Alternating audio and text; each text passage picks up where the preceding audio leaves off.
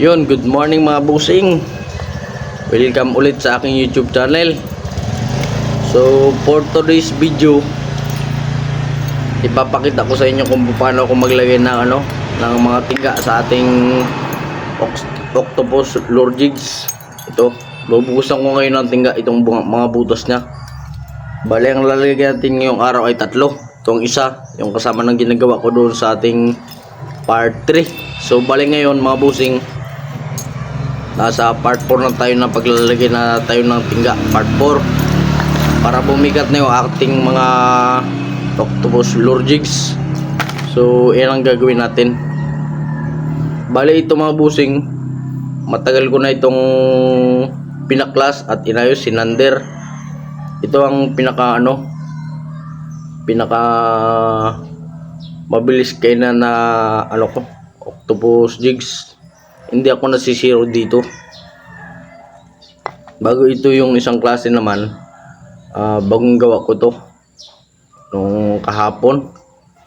Bago itong isa, incompleto na, yun nakikita nyo sa ating part 3 ng vlog. Ito na yun.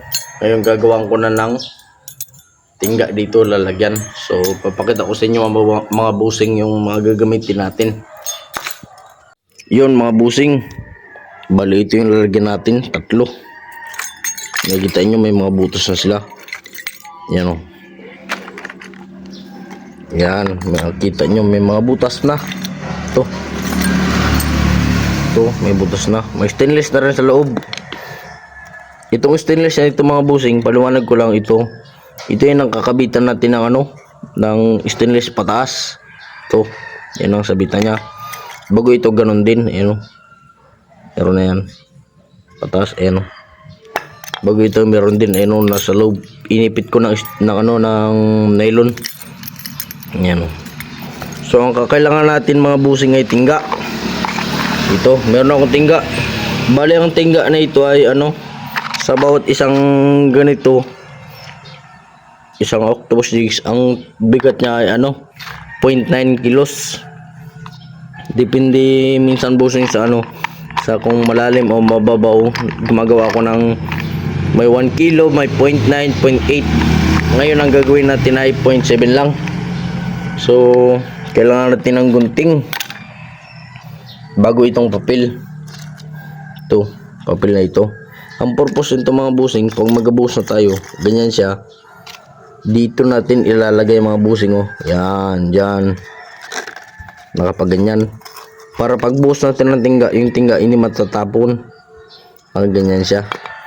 So yun lang mga busing ang kailangan natin. Ay ito pala yung stapler. Bale nakapaapoy na ako mga busing, umusok-usok na. May kita ninyo, inong lataw. Yan, may tingga na yan mga busing. So bale ngayon magsi-set up na lang ako ng ng karton. Bale ilalagay natin dito. Yan o. Bago ibabaon ko yan sa lupa para yung tingga hindi matapon. So bababa ako dun mamaya, dun ako magbubuhos para malapit. So yun mga busing, ko lang, i-set up ko muna yung karton. Yun mga busing, kailangan natin magukay para ibaon ito dito, para pagbuhos natin ng tingga hindi siya magtalbog-talbog sa atin. Kailangan natin hukayan.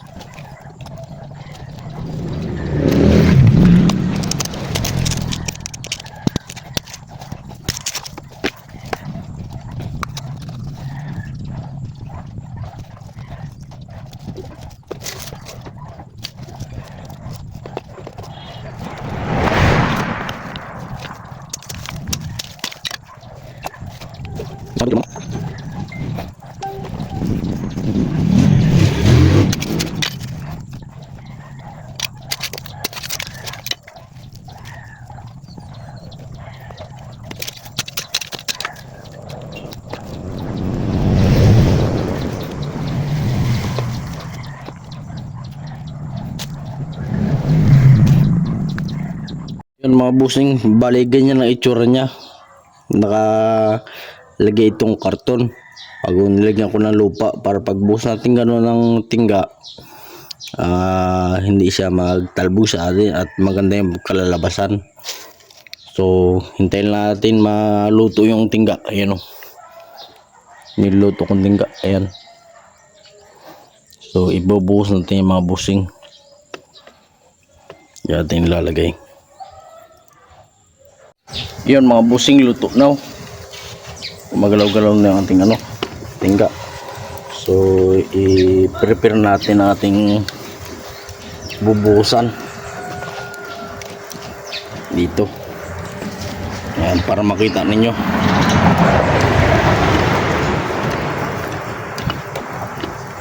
Yan, ganyan siya mga busing. Wait lang.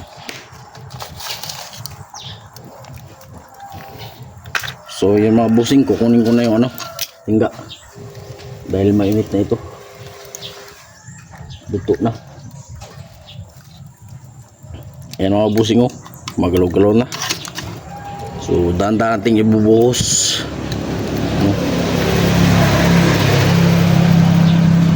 Yan.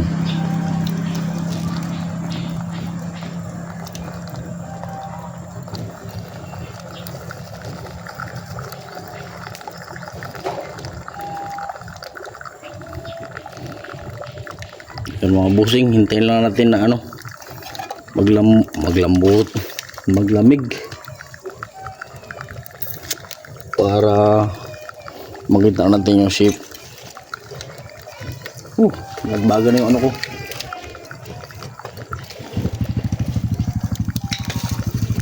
Yan. Kung mapansin nyo mga busing, kulo-kulo talaga dahil sobrang init. Bale, ito naman yung susunod natin gagawin. Ito. Yan, dyan lang muna yan siya. Balikan ko lang mamaya. Yun mga busing.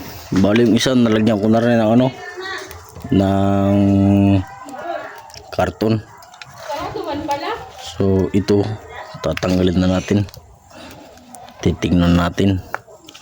The moment of truth. Kung anong kinalabasan.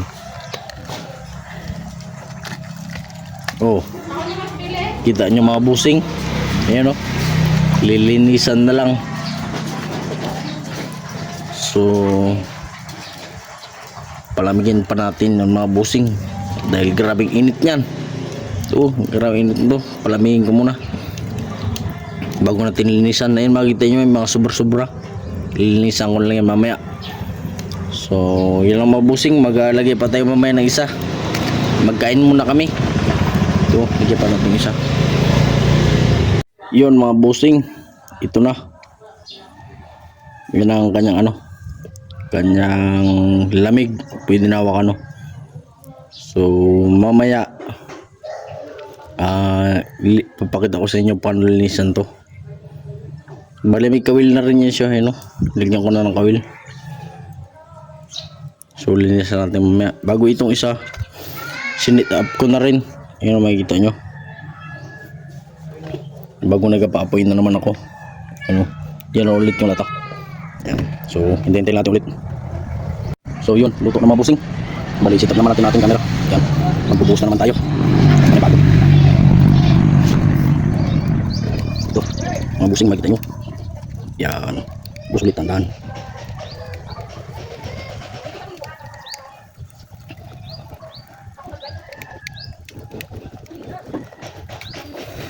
Yan. Lagyan natin ang dumi. So, lagyan pa natin ulit ng bagong tingga. Kukunin ko lang mga busing. Yan mga busing, maglinis time to. Bihugis natin siya.